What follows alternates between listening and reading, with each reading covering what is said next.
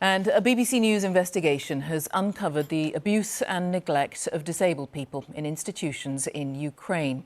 More than 100,000 children and young people live in facilities across the country. Most of them do have families, but poor community services mean the youngsters end up in a system that can't meet their needs. The country may be at war, but this is a problem that predates Russia's invasion. Human rights investigators say Ukraine shouldn't be allowed to join the EU until it abolishes this system, which is failing its most vulnerable people. I must warn you that this report by our correspondent Dan Johnson and producer Ruth Clegg does contain distressing images.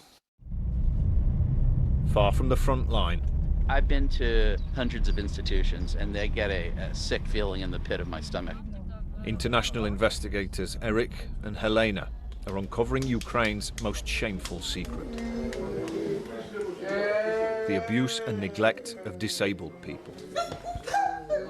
Look into these cots and you see the smothered potential and stunted growth of lives stolen by a state system that is stuck in the past.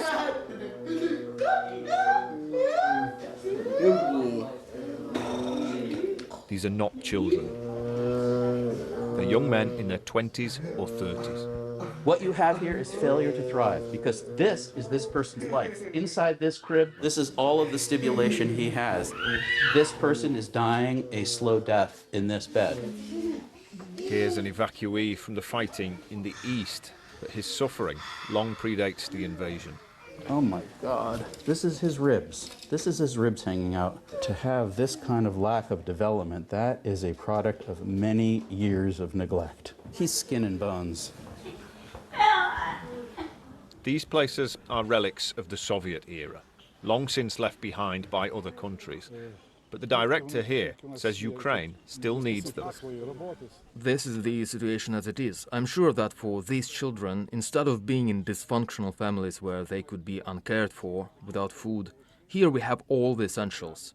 We don't need material support, but we definitely need advice from doctors or other organizations, because I understand nothing is ideal.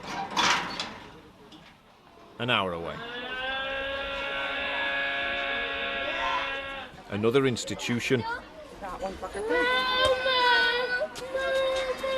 with its own sights and sounds.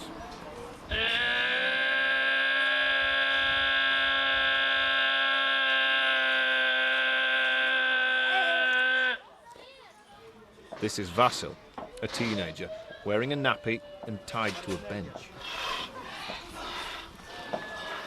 And he's not the only one who's been restrained and left. There are signs. The staff can't cope. They went from 10 residents to 52 overnight, taking in those escaping the war.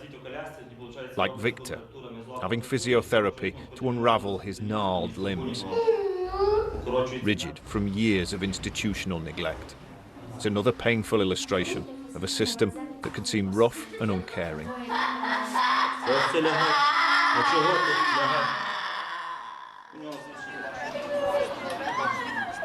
3 hours after we arrived, Vasil's still tied down.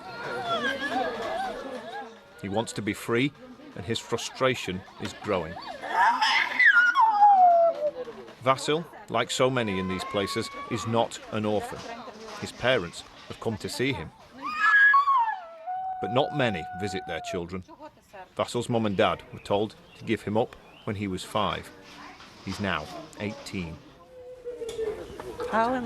If we lived in the UK, our son would probably live with us. We love our country. I am proud to be Ukrainian. But we need to have this support from our state. We would like to have better conditions and more staff, of course. But this is the reality. The reality for generations of young Ukrainians. Their parents, the staff, everyone persuaded these institutions are where disabled people belong. This is remote, even by institutional standards. Deeper into the country, we get a vision of what Vasil's future could be like. A home for disabled adults from which there is no escape.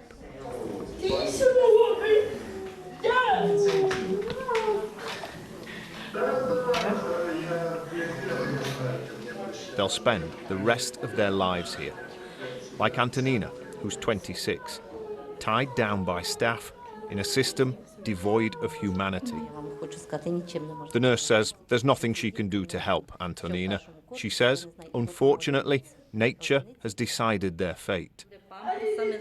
And it's this system that looks Natasha in the eye and says this is all you're worth.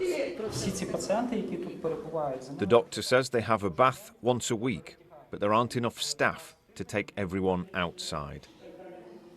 And down the corridor, we find Lesha, who does something you would not believe.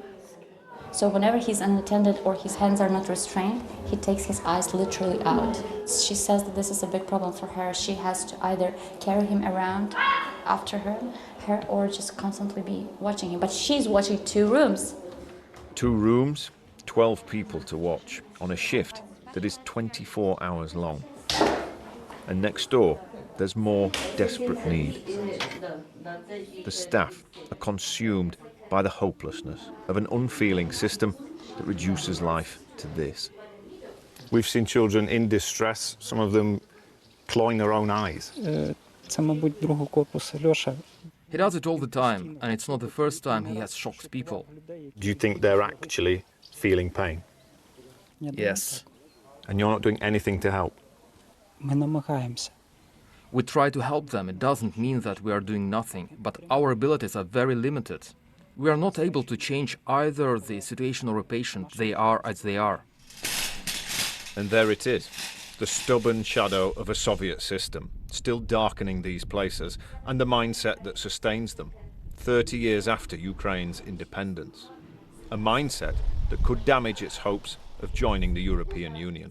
It's intolerable. If Ukraine wants to be part of the Western world, a law-abiding democracy, it can't write off children with disabilities.